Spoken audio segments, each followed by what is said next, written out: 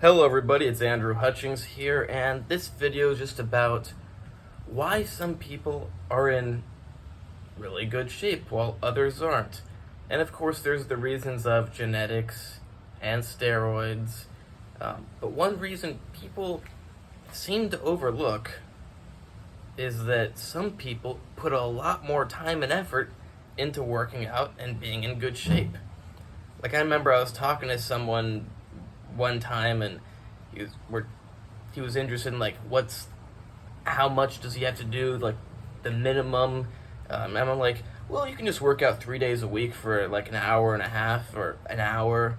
Uh, Something I don't feel is like, yeah, I'll often only do that much because my recovery is often not very good.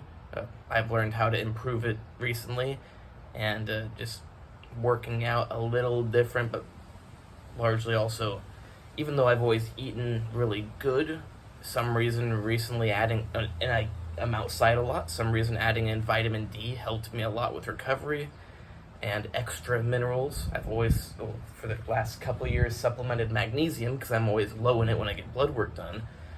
So I've supplemented it, but recently I started supplementing it like even more.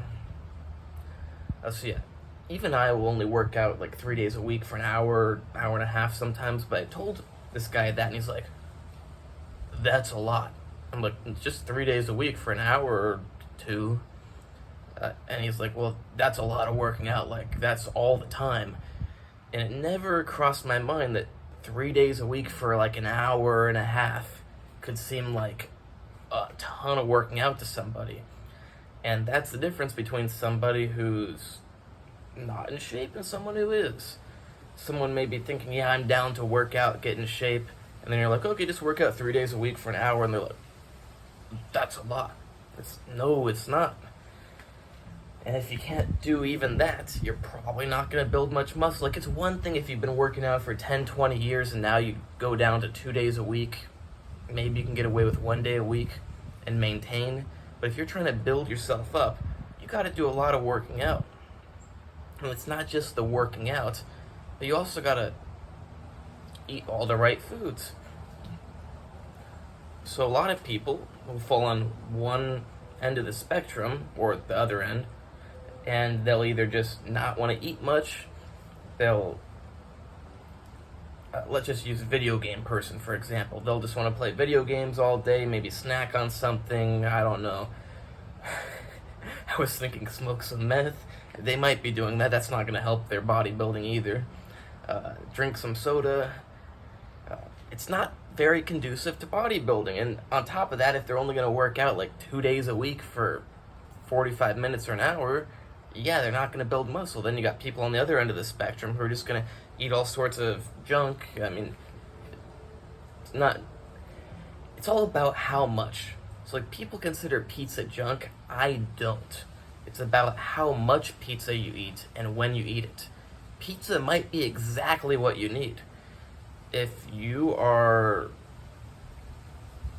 like kind of a little bit depleted of your glycogen, or you just haven't eaten very much today, and you're going to go hit the gym, you're going to do a heavy session, you're going to do legs, let's say, I would really consider eating pizza to be possibly the best thing you could do. It's a lot better to eat pizza before you go work out for 3 hours than it is to eat a little piece of chicken.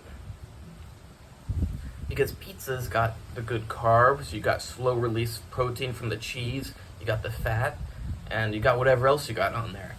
But if you just eat a bunch of pizza all the time and you're just sitting around, yeah, you're just going to get way excess of carbs, and you're going to gain fat, you're going to look bad, because the key about looking good and like you work out is not just having the muscle, but having a small enough amount of fat that you can see the muscle. And I'm always teetering on that line, in my opinion at least, because sometimes I'll get down pretty lean. Like a year ago, I dieted hard, but yeah, most of the time, I'm not that lean. Arms look pretty good, especially on camera. They're looking huge with this angle. But watch this. Now they're gonna look not huge. Actually, still looking pretty good.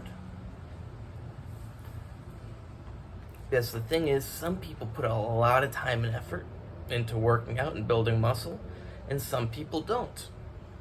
They can't even imagine that you'd actually have to spend like all your free time on it, depending on how much free time you have. I mean, if you have no job, no school, no nothing, and you have all day, every day free, you're not going to spend all your time. But say you go to work or you go to school and you got 4 hours each day of free time. Tough if you got school and then you got to come back and do school work and studying. But yeah, you're going to be spending a lot of that time in the gym and eating, and then cooking up from your cleaning. I've actually been thinking lately that I'm living in Belarus where things aren't that expensive, and I'm not going to be with my wife for a while. Plus, even if I was, she's busy. It would be nice to hire a girl just to cook and clean for me. Thinking like wake up in the morning and my breakfast is already ready, and then I don't have to clean it and put it away. Get home from school, university, and my food is already ready. Just something I'm thinking about. Probably won't do it. My wife said she does not like the idea of me having, because I said it has to be a good looking girl, because I don't want an ugly thing in my home. I have nothing against ugly people, just if I have somebody living in my home to cook and clean for me, it's like I wouldn't hang an ugly piece of artwork on my wall. I want it to be multifunctional. Her. I want it to be pleasant to look at, her to be pleasant to look at, and good for cooking and cleaning. And actually, I've told my wife, and we both agree that someday, if we're both working as doctors, it's very simple, even just from a financial standpoint. If you can work 1 hour and make, let's just say, $200 an hour, and you can hire somebody to cook and stuff for an hour for $30 an hour, you can spend your hour working and making a whole lot more money than you would cooking. Financially, it makes sense to just work in that hour instead of cook and pay somebody else to cook for you, and you end up making more money. But also, time. Even if you're not going to work during that extra time you get from someone else cooking for you, time is the most valuable thing in life, because we only have so much time. So I've told her, and she agrees, that we're going to hire people to cook for us, and I told her we're also going to find some kid to pick up our dog crap. That way we don't have to pick it up. Because if we're both working as doctors, why should we waste our time picking up dog crap? Especially if we've got like 5 dogs. Who knows, maybe we'll have 10 dogs, but that would be a lot of dog food. So yeah, some people put a lot more time and effort into working out and staying in shape than other people. And that's what there is to it. You might meet some guy who does steroids even, and maybe an ignorant person like, well, he's just in good shape because he does steroids. Well, how much time does he spend working out each day? Oh, 2 hours? Well, and he goes on a run? Oh, and he swims? Oh, maybe that has something to do with it. What's his diet like? Oh, it's really good. Maybe that has something to do with it. And actually, I was just watching a video today where someone talks about how people think someone's going to take steroids and they'll do less work. Now, of course, there's going to be people that do that, but ideally, if someone takes steroids, they're going to do more work. At least to me, that's the logical thing to do. Like, why would you take something that allows you to do more and do less? If you're somebody that already puts lots of effort and time into fitness, you could take steroids and put even more effort and time into it. But of course, there's lots of people out there that just can't fathom how much time and effort people put into it, and they don't want to do that. So they always are looking for, like, I met a guy I guess it's like a week ago now, and he's like, well, what can I do to look like I work out a lot without working out? And I said, it's just not going to happen. You might have those 1 in a million genetics where you could take steroids and work out a little bit and look really good. He's like, well, I just want to look really ripped and muscular all the time, but I don't want to work out. It's like, well, it's not going to happen. You got to work out a lot. Not just work out, but a lot. And hard. So I don't know who needs to see this video, but that's the reason why people that are in good shape are in good shape, because they put a lot of time and effort into it. It's a big part of their life. If it's not a big part of your life, you're probably not going to have very good results. It's just like if you occasionally play basketball, like once a week with your friends, you're not going to be as good as someone who spends 2 hours every day throwing balls through circle hoops. And whatever else they do in basketball. I like to make fun of sports with balls. Like, why should grown men play with balls? Only balls I need to play with are my own too. Not basketballs and footballs. Oh, hey, watch out, catch my ball. Toss the ball. I know people like sports. I think sports are great. It'd be awesome to be a professional sports player and get to be active all day, every day for your job. I just like to joke around because I'm not a sports person.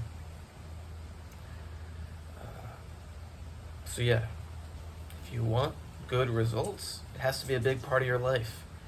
My website is andrewhutchings.org, where you can hire me for consultations. Besides being very smart, I've also got very big muscles, but not as big as like an IFBB pro bodybuilder. And my left bicep is better than my right bicep. Not because I don't train my right bicep enough, but because there's just biological differences between the two arms. And I got a theory that because I use my right arm a lot more than my left arm for stuff, that there's constant tension leading to a slight, I call it a disease state, even though it's a good, healthy, strong arm, but compared to how it would optimally be, and that it also is more tired, so it's not going to perform. I've got some theories, but it's all mostly just genetic. You can see, versus this muscle belly is longer. So yes, andrewhutchings.org if you want to hire me for consultations. And just remember, it's not medical advice unless I tell you to follow it. So I cannot give you medical advice, but I can give you medical information. And then you can listen to your cat on whether or not to follow it, or not, because they don't speak English. Yeah, you can also buy my book on tendinitis. If you love tendinitis, you should still buy my book, because you're probably not going to love it very long.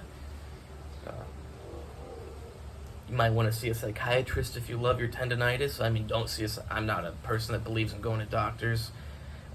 I believe if you want something, go to a doctor and get what you want. If you're dying, go to a doctor. But if you're not medical advice, don't listen to me. And my Instagram is natural_true_fitness.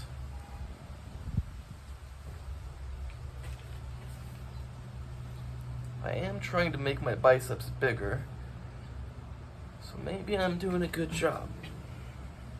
But I still think that they're proportionately a little bit small compared to the rest of my body. But that angle of lighting sure does make it look good.